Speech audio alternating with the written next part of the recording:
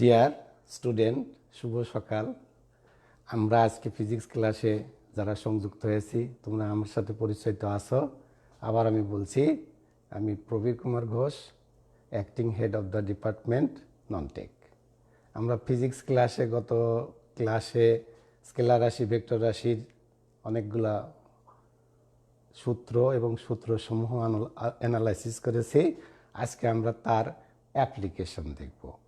অর্থাৎ আমরা যদি বলতাম যে দুইটি ভেক্টরের বৃহত্তম লব্ধি 24 একক এবং তাদের ক্ষুদ্রতম লব্ধি 8 একক,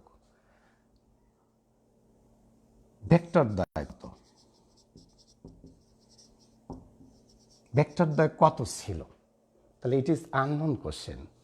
তা we can solve by using the formula. What is the formula?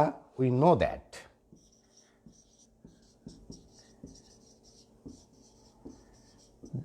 যদি দুটো ভেক্টর p এবং q হয়, তাহলে বৃহত্তম লব্ধি কাকে বলে? তাদের বৃহত্তম লব্ধি যোগফল।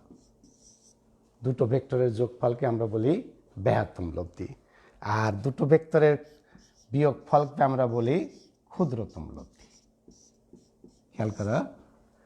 তা এখানে আমরা যে পি মাইনাস কিউ না দিয়ে অল্টারনেট সাইন দিছি, কেন দিছি? আমরা কিন্তু ধরে নেই পি গ্রেটার দেন কিউ।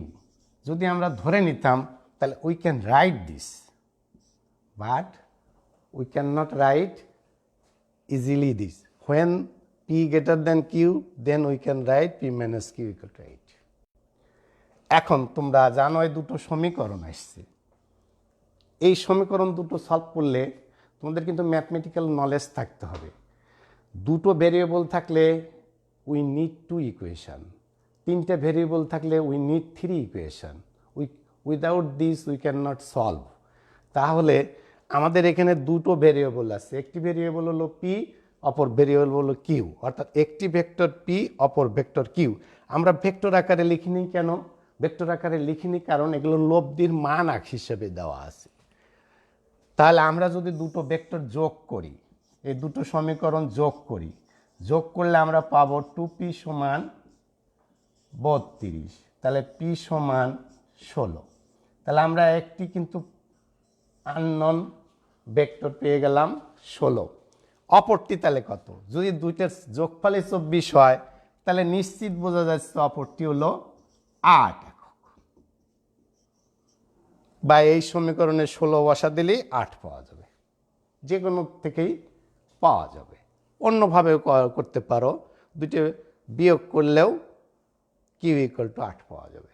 তাহলে আমাদের দুটো ভেক্টর পেয়ে গেলাম, একটা হলো 16 একক আর একটা হলো 8 একক।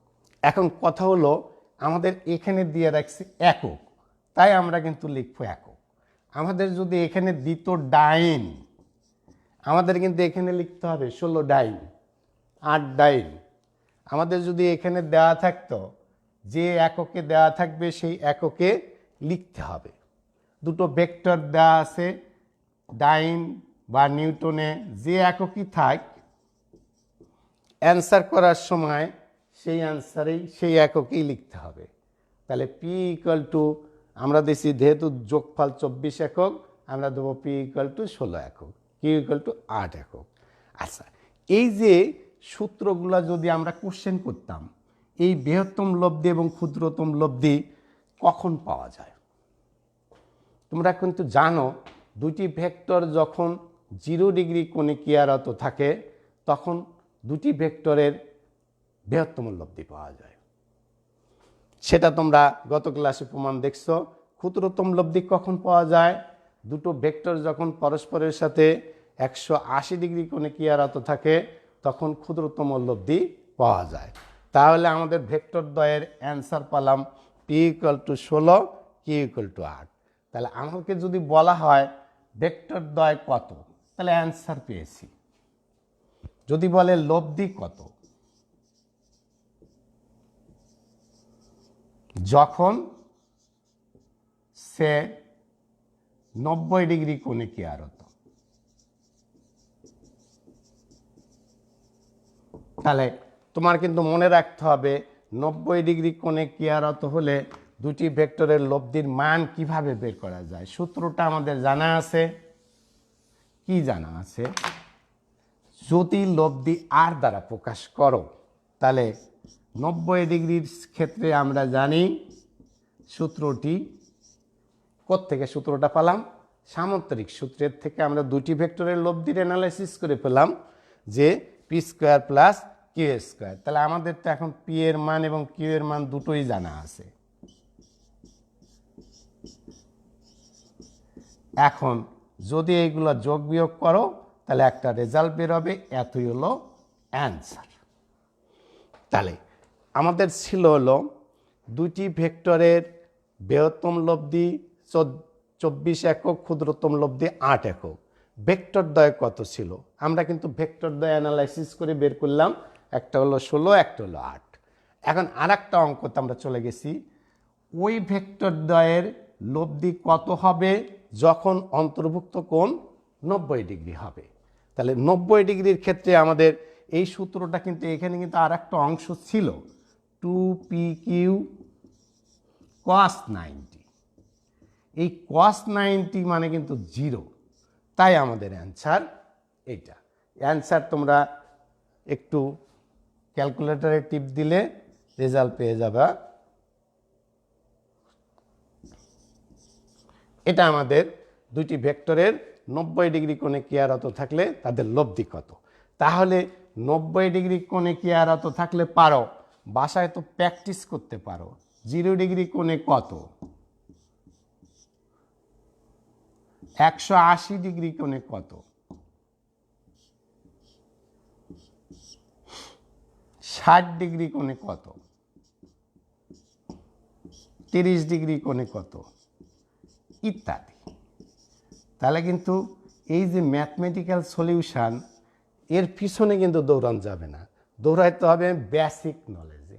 বেসিক নলেজটা জানা থাকলেই তুমি বিভিন্ন অ্যাঙ্গেলের মান বসায় পরে বিভিন্ন রেজাল্ট পাওয়া যাবে।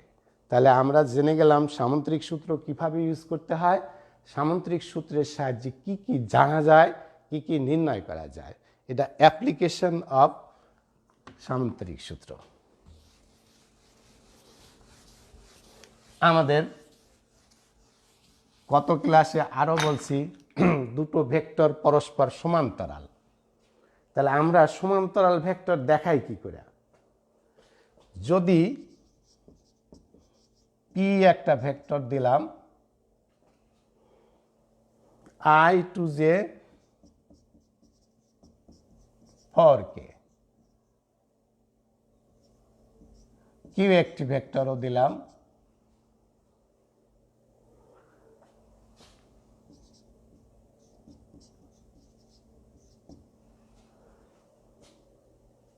Four J 6k।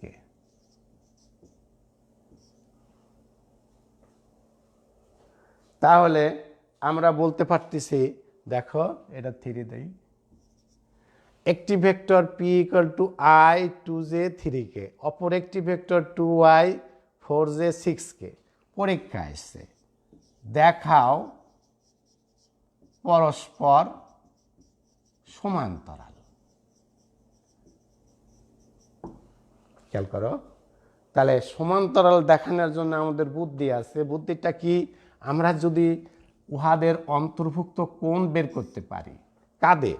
ভেক্টর দ্বয়ের অন্তর্ভুক্ত কোণ বের করতে পারি, কোণটা যদি কোনো কারণে 0 ডিগ্রি হয় তাহলে আমরা বলি পরস্পর সমান্তরাল। আচ্ছা, আর একটা ওয়ে আছে, আমরা জেনে গেছি যে এই যে দুটো ভেক্টর, এদের ক্রস গুণনফল যদি 0 হয় তাহলে ভেক্টর দ্বয় পরস্পর সমান্তরাল। তাহলে আমরা দুটো ওয়েতে সমাধান করতে পারি, ভেক্টর দুইটি পরস্পর সমান্তরাল। তাহলে আমরা যদি কোণ বাই করে কোণের মান 0 ডিগ্রি পাই তাহলে বলতে পারবো ওই ভেক্টর দুইটি পরস্পর সমান্তরাল। আমরা যদি এই দুটি ভেক্টরের ক্রস গুণন করে তাদের মান বের করে 0 পাই তাহলে আমরা বলবো যে ভেক্টর দুইটি সমান্তরাল। তাহলে আমরা এখন দেখি যে এই প্রক্রিয়ায় সমান্তরাল প্রমাণ করা কিভাবে যায়। এই যে পি আর কিউ ক্রস গুণন, তোমরা জানো ক্রস গুণনের ফলাফলকে নির্ণায়ক পদ্ধতিতে বের করতে হয়। অনেকেই নির্ণায়ক পদ্ধতি বোঝো না, নির্ণায়ক পদ্ধতিতে নির্ণায়ক আকারে লিখে নিতে হবে। যেমন আমরা এখন পির মান লিখব, কিউ এর মান লিখব। খেয়াল করো, লিখছি। এখন এই নির্ণায়ক সলিউশন তোমরা অনেকেই ম্যাট্রিকে ছিল, নির্ণায়ক সলিউশন ম্যাথমেটিক্সে ছিল, সেই একটা ম্যাথমেটিক্স। এই ম্যাথমেটিক্সটা আমরা কিভাবে সলভ করব?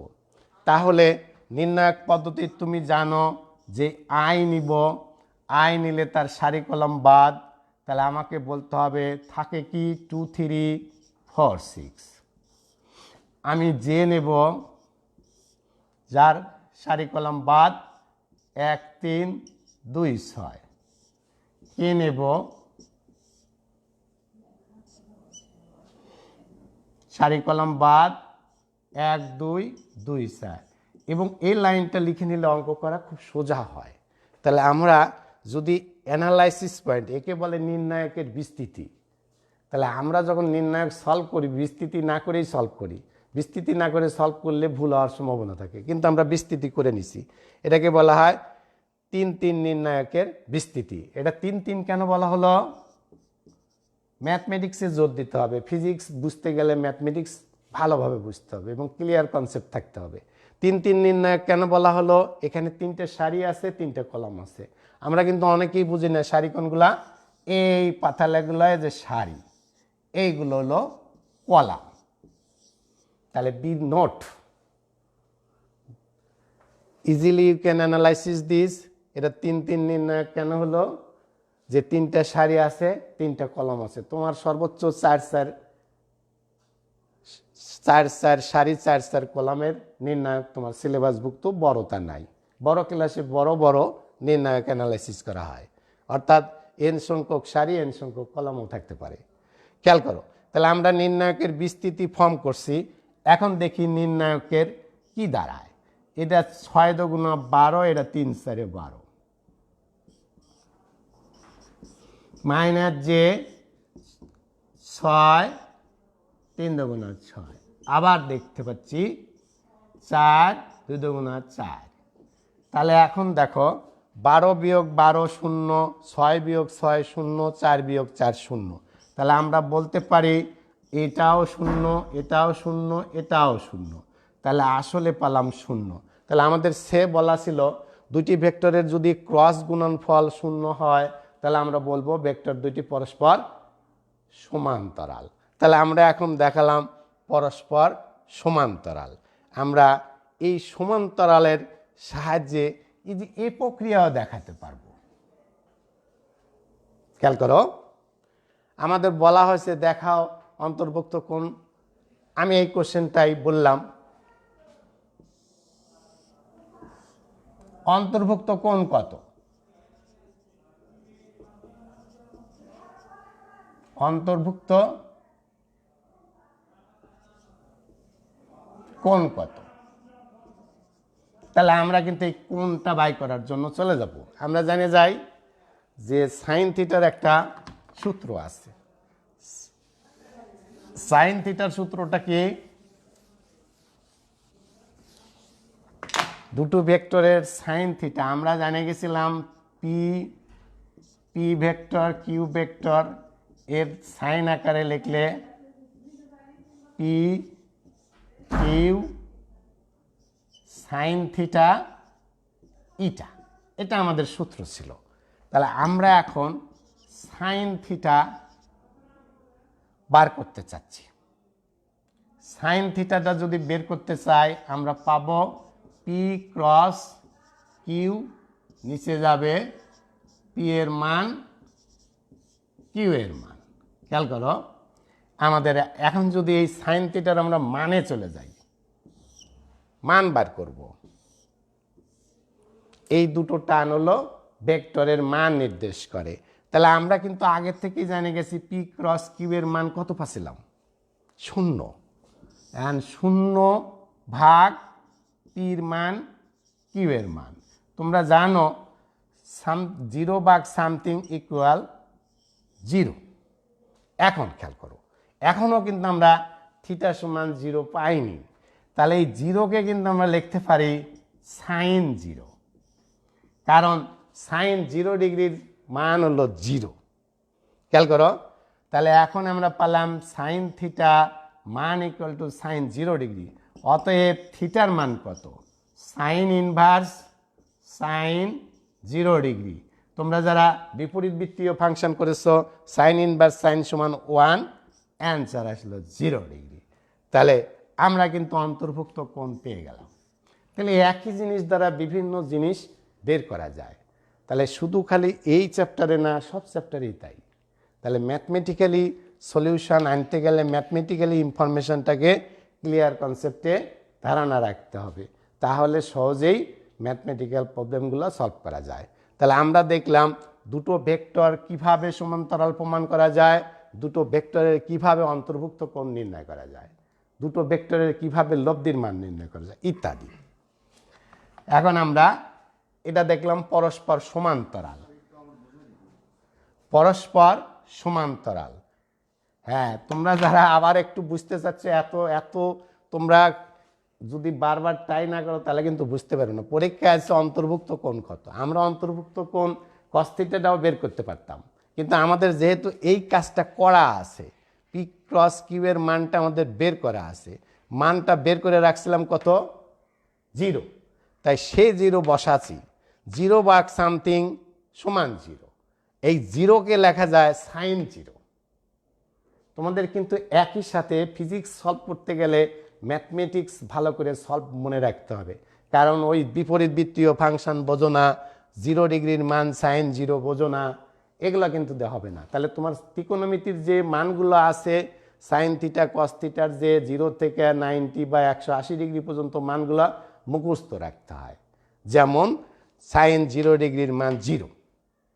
আচ্ছা, এই যে 0 ছিল, এই 0 লেখাও যে কথা, সাইন 0 লেখাও সেই কথা। এখন তুমি যদি কও 0 সাইন 0 কেন লিখলাম? আমাদের ম্যাথমেটিক্সকে সলভ করার জন্য, কারণ আমি তো বেশি কিছু লিখি নাই, সাইন 0-র মানও তো 0। তাহলে আমাদের উদ্দেশ্য হলো থিটা বের করা। থিটাটা বের করলাম, সাইন ইনভার্স সাইন 0, অর্থাৎ সাইন ইনভার্স সাইন কিন্তু মনে রাখতে হবে বিপরীত বৃত্তীয় ফাংশনে কিন্তু সাইন ইনভার্স সাইন এই শব্দটির মান কিন্তু 1, cos inverse cos equal to 1, অথবা কেউ যদি কস আগে লেখে ইনভার্সটা পরে লেখে তাও 1, অল আর 1। তাহলে এই ম্যাথমেটিক্যাল অ্যানালাইসিসগুলা ভালোভাবে অনুধাবন করতে হবে। আমরা একটু নতুন কিছু দেখতে চাই। যদি বলা হয় ভেক্টর দুইটি পরস্পর লম্ব, ভেক্টর দুইটি পরস্পর লম্ব বা দেখাবো লম্ব, তাহলে আমরা যদি বলতাম পি একটি ভেক্টর দেওয়া আছে 2i 3j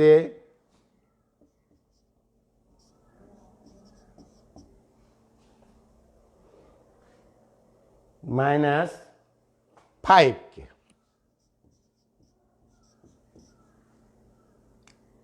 একইভাবে দিতে পারো, ভেক্টর চিহ্ন ক্যাপ দ্বারাও দেওয়া যায়, টান দিয়েও দেওয়া যায়। কিউ একটি ভেক্টর, বলা আছে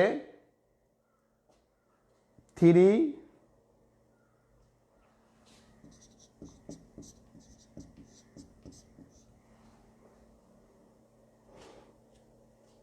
2k। পরীক্ষায় দিয়ে রাখছে দেখাও পরস্পর লম্ব। খেয়াল করো, আমরা আবার দুইভাবে এই লম্ব প্রমাণ করতে পারবো। কি কি? আমরা যদি কোনোভাবে বের করতে পারি থিটার মান 90 ডিগ্রি, তাহলে আমরা বলতে পারি পরস্পর লম্ব।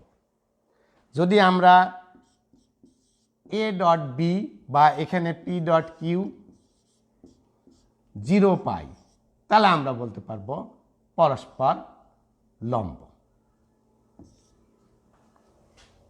তাহলে আমরা এখন দেখি পি ডট কিউ কত হয়। তাহলে পি ডট কিউ যখন তোমরা ভেক্টর আকারে লিখতে যাও, তখন ভেক্টরটাকে সরাসরি যা আছে দেখে দেখে লিখতে হবে।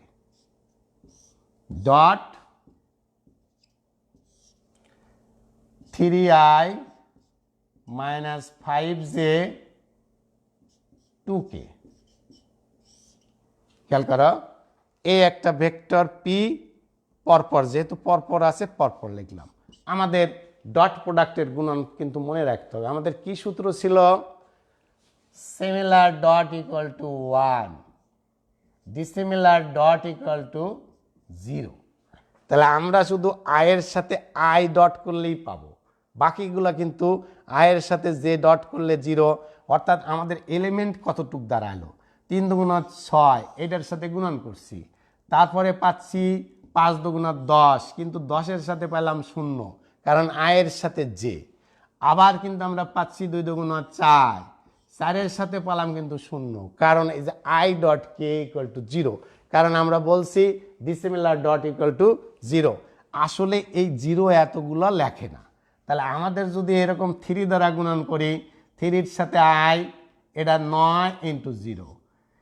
আবার যদি 3 দেওয়া 5-এর 3 পাঁচা 15, শুধু এইটা পাবো 1। আর এই যে 3 দুগুণ 6, এটাও পাবো 0। আচ্ছা, এরপরে আমাদের আছে 5-এর সাহায্যে। 5-এর সাথে আয়ের গুণন করলে 3 পাঁচা 15, কে ডট আই কিন্তু 0। 5 পাঁচা 25, কে ডট জে 0। শুধু পাবো হলো 5 দুগুণ 10, কে ইকুয়াল টু 1। তাহলে এই যে আমরা এখন চলে গেলাম, দেখি অ্যান্সার কত আসে। তাহলে এই যে ফ্রেশ করে লিখি 6, আর এখানে পালাম হলো এইটা কিন্তু 0, এও 0। তাহলে ওই জায়গায় আছে শুধু 15, এই জায়গায় কত আছে? আছে হলো শুধু 10। তাহলে তোমার যে জিনিসটা আসছে সেই পি ডট কিউ যদি, এখন আমরা দেখতে পাচ্ছি 6, এখানে পেলাম 15, এখানে পেলাম 10। তাহলে 25-এর থেকে 16 বাদ দিলে আমাদের অ্যান্সার আসতেছে কত? 25-এর থেকে আমরা 6 বাদ দেব, 19 আসলো। এই যে 19 আসছে মাইনাস, যেহেতু P dot Q not equal 0, তাহলে কিন্তু আমরা বলবো পরস্পর লম্ব নয়। তাহলে যদি 0 আসতো তাহলে আমরা বলতাম পরস্পর লম্ব। তাহলে 9ও অঙ্ক আসতে পারে, হয়ও অঙ্ক আসতে পারে। অর্থাৎ তোমার 0 আলা অঙ্ক আসতে পারে, 0 নাও আসতে পারে, রেজাল্ট আসতে পারে। তাহলে আমাদের কিন্তু এইভাবে অনেক সময় এই সব মান যদি কম বেশি হয় তাহলে 0 আসবে না। 0 যদি না আসে তাহলে আমাদের বলতে হবে ভেক্টরদ্বয় পরস্পর লম্ব নয়। আর ভেক্টরদ্বয় যদি পরস্পর লম্ব হয় তাহলে তোমাকে কিন্তু সুন্দর করে এই প্রমাণটা ঠিক রাখতে হবে, এমনভাবে যাতে 0ই আসে। অর্থাৎ তোমার যদি 0ই করতে চাও তাহলে কিন্তু তোমাকে একটু সুন্দর করে হিসাব করে মানটা দিতে হবে। এখন আমরা যখন ম্যাথমেটিক্যালি সলভ করব, এই যে আমরা 9টা এলিমেন্ট লিখছিলাম, 9টা লিখবো না, 3টা লিখবো। কোনটা কোনটা? 3 দুগুণ 6, কোনটা 3 পাঁচা 15, কোনটা 5 দুগুণ 10, এই হলো 19। হ্যাঁ, কখন গুণন করবে কখন গুণন করবে না এটা কোনো কোশ্চেনই না। তাই কোশ্চেন করতে গেলে তোমার, আচ্ছা, কোশ্চেন করতে গেলে তোমার মাথার মধ্যে রাখতে হবে যে কোশ্চেনটাই যদি না বোঝো তাহলে কখন গুণন করবে কখন গুণন করবে না এটা কোনো কোশ্চেন হলো না। এর কারণটা হলো অন্তর্ভুক্ত কোণ নির্ণয় করতে গেলেই তো তুমি জানো যে এ ডট বি বাই করতে হলে আমরা তো বলেই নিয়েছি দুটো সূত্র, যে আমরা দুইভাবে প্রমাণ করতে পারি, যে থিটা বাই করতে পারি, থিটা বাই করতে গেলে আমাদের ডট গুণন লাগবে। আবার যদি আমরা ডট গুণন করে 0 পাই তাহলে আমরা বলতে পারবো পরস্পর লম্ব। তাহলে তো গুণন করা লাগতেছে কখন? ওইটার থেকেই, কোশ্চেনের থেকেই, এই জায়গার থেকেই তোমার গুণন কখন করা লাগবে, গুণন কখন করা লাগবে না, মাথার মধ্যে ওই সূত্রগুলা রাখতে হবে। যে আমি যে প্রমাণ করতে চাচ্ছি কোন সূত্র দ্বারা প্রমাণ করব, সেই সূত্রটার জন্যই তোমাকে, সেই সূত্রের মধ্যেই ডট ডট গুণন আছে, সেই সূত্রের মধ্যেই ক্রস গুণন আছে। তাহলে তোমাকে সূত্রটা সুন্দর করে মনে রাখতে হবে। তাহলে পরস্পর লম্ব কিন্তু আমরা পাইনি, তা আমরা পাচ্ছি যে হ্যাঁ ভেক্টরদ্বয় পরস্পর লম্ব নয় পেলাম, এই অঙ্ক যদি দিত। আর আমরা যদি হিসাব করে এখানে প্লাস মাইনাস কম বেশি করে 0 বানা দিতে পারি তাহলে কিন্তু আমরা বলবো পরস্পর লম্ব। তাহলে আজকে থেকে বুঝলে দুটি ভেক্টরের ডট গুণনের ফলাফল শূন্য আসে, যদি শূন্য আসে তাহলেই পরস্পর লম্ব, যদি শূন্য না আসে পরস্পর লম্ব নয়। তাহলে এটা ছিল ডট গুণন। আর তোমাকে যদি বলতো অন্তর্ভুক্ত কোণ নির্ণয় করো, খেয়াল করো, অন্তর্ভুক্ত কোণ নির্ণয় করতে গেলেও তোমার কিন্তু সেই অন্তর্ভুক্ত কোণ সাইন থিটা দ্বারাও নির্ণয় করতে পারো। এই যে অনেকে এ আর বি লেখে ভেক্টর দ্বয় যখন এ বি, অনেকেই পি আর কিউ লেখে ভেক্টর দ্বয় যখন পি। এই যে অন্তর্ভুক্ত কোণের সাইন থিটার সূত্র, যদি কস থিটার সূত্র ইউজ করো,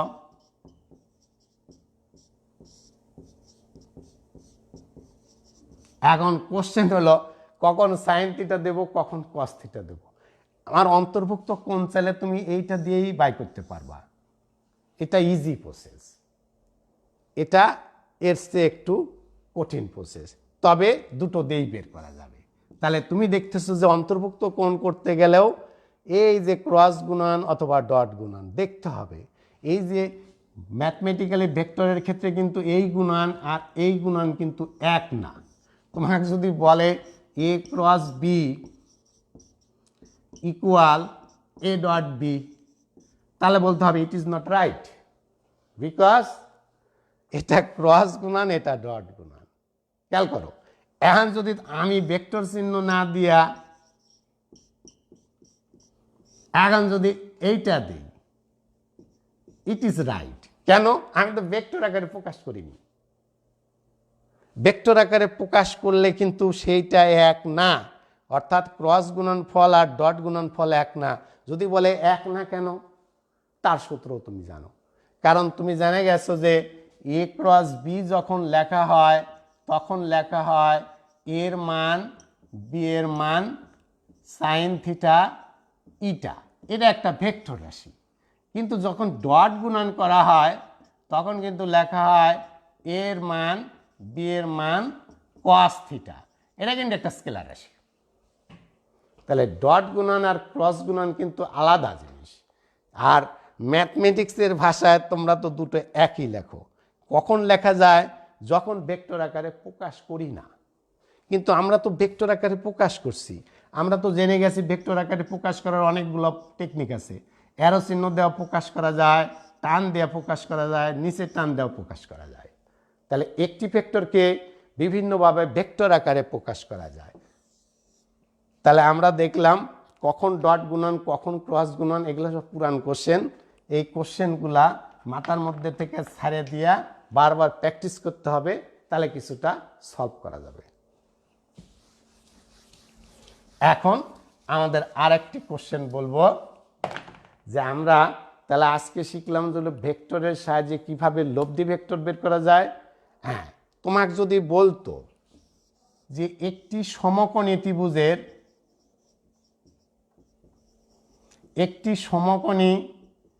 ত্রিভুজের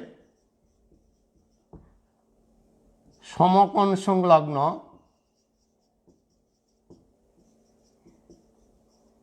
ভেক্টর দ্বয় একই ক্রমে 3 একক ও 4 একক হলে লব্ধি ভেক্টর কত?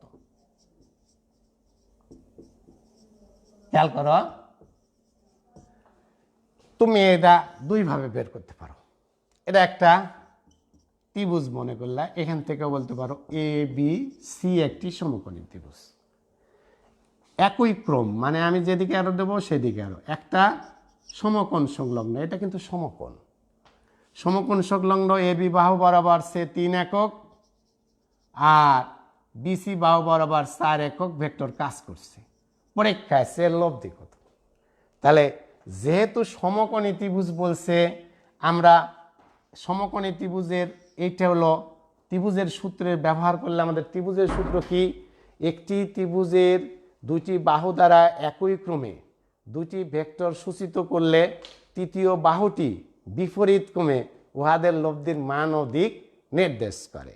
ওকে, তাহলে এইটা ছিল একই ক্রমে। এখন লব্ধিটা দেখো আছে বিপরীত ক্রমে, এই দিক গেছে। তাহলে এখন তুমি জানো এই লব্ধিটা যেহেতু সমকোণী ত্রিভুজ, তোমরা একমাত্র জানো সমকোণী ত্রিভুজের যদি অতিভুজটাই বাই করতে চাও, এটা কিন্তু এসি হলো অতিভুজ, তাহলে অতিভুজটা তোমার কি সূত্র? অন্য দুইটা বাহু স্কোয়ার, অর্থাৎ এবি বাহুর ভেক্টরের স্কোয়ার 3 স্কোয়ার আর একটা 4 স্কোয়ার। তাহলে তোমরা জানো 3 স্কোয়ার 4 স্কোয়ারকে যোগ করলে 5 পাওয়া যায়, 25 5। তাহলে এই যে অতিভুজ বরাবর সেই লব্ধি ভেক্টরটা কি হারত আছে, সেই লব্ধি ভেক্টরের মান কত? 5 একক। এটা আমাদের একটি পদ্ধতি। কোন পদ্ধতির সাহায্যে করলাম? ত্রিভুজ formula, triangle formula of vector. অর্থাৎ ভেক্টর অ্যানালাইসিস করতে গেলে ত্রিভুজ সূত্রটা অত্যন্ত প্রয়োজনীয় একটি দিক। এখন যদি আমি এইটাই অন্যভাবে ঘুরা বলতাম, সমকোণী ত্রিভুজের খেয়াল করো একই ক্রমে 3টি ভেক্টর কাজ করছে, লব্ধি কত? তাহলে কিন্তু লব্ধি পেতাম 0, কারণ এই দেখো এই দিক যে ভেক্টর কাজ করতেছে, এই বিপরীত আর একটা ভেক্টর আছে, বিপরীত ভেক্টরের 0 মান পাওয়া যেত। এটা আমরা কিসের সাহায্যে বাই করলাম? ত্রিভুজ সূত্রের সাহায্যে। কার ত্রিভুজ সূত্র? ভেক্টরের ত্রিভুজ সূত্র। যদি কয় বলের ত্রিভুজ সূত্র কি, যখন ওইগুলো বল হিসেবে চিহ্নিত করব তখন ওর নাম হবে বলের ত্রিভুজ সূত্র। যদি বলে বেগের ত্রিভুজ সূত্র কি, ওই দিক রাশিগুলোকে যদি বেগ হিসেবে চিহ্নিত করা যায় তাহলে ওই দিক রাশিগুলো হবে বেগের ত্রিভুজ সূত্র। আমরা অন্যভাবে সামান্তরিক সূত্রের সাহায্যেও বের করতে পারি লব্ধিটা। তাহলে সামান্তরিক সূত্রের তুমি কি জানো?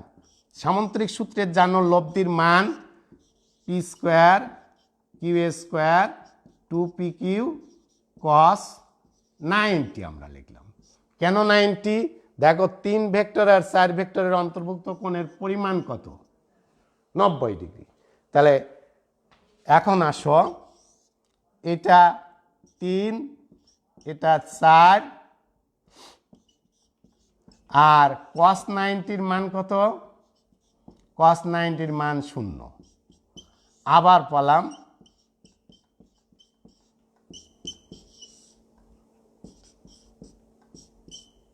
5 একক। তাহলে আমরা কিছুক্ষণ আগে ত্রিভুজ সূত্র ব্যবহার করে আর লব্ধি পেলাম কত? লব্ধিটা ছিল অতিভুজ বরাবর এবং সেই লব্ধিটার মান কত আসছে? জাস্ট 5 একক। আবার দেখলাম সামান্তরিক সূত্রের সাহায্যে লব্ধি অ্যানালাইসিস করে সেই লব্ধির মান কত এলাম? 5 একক। তাহলে তোমার সমস্যাটাকে চিহ্নিত করে দুইভাবে সলভ করা যাবে। তাহলে আমরা বললাম একটি সমকোণী ত্রিভুজের সমকোণ সংলগ্ন ভেক্টর দ্বয় যদি 3 একক 4 একক হয়, লব্ধি কত? আমরা বলতে পারি ত্রিভুজ সূত্রের সাহায্যে লব্ধি 5 একক। একইভাবে সামান্তরিক সূত্র ইউজ করে আমরা লব্ধি পেলাম 5 একক। তাহলে এগুলো ছিল আমাদের ভেক্টর অ্যানালাইসিসের ম্যাথমেটিক্যাল সলিউশন। তাহলে তোমরা সামনের দিন ম্যাথমেটিক্যাল সলিউশনগুলা আবার দেখবে। অনেক ম্যাথমেটিক্যাল সলিউশন আছে, কারণ ওই সলিউশনের পিছনে কিন্তু দৌড়ায় লাভ নাই, তোমাকে দৌড়াইতে হবে জাস্ট বেসিকের উপর। তা আজকে আর নয়, আমরা সাক্ষাতে বিস্তারিত তথ্য নিয়ে আলোচনা করব। সবাই ভালো থাকবে। খুদা হাফেজ।